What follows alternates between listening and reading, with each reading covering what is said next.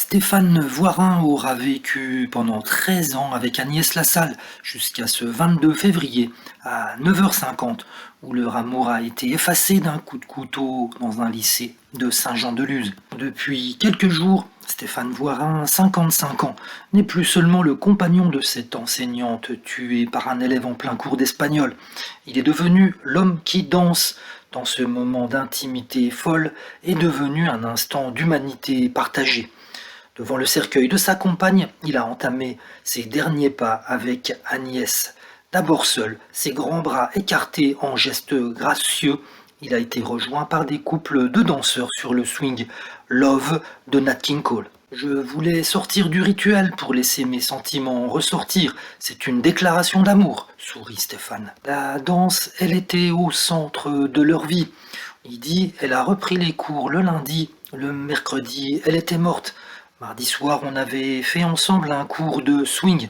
C'est d'ailleurs grâce à un groupe de danse à Saint-Jean-de-Luz qu'on s'était rencontrés en 2010.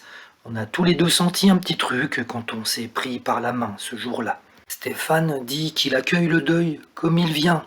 Il dit je sais que je vais peut-être m'effondrer, mais j'essaie de tenir pour Agnès.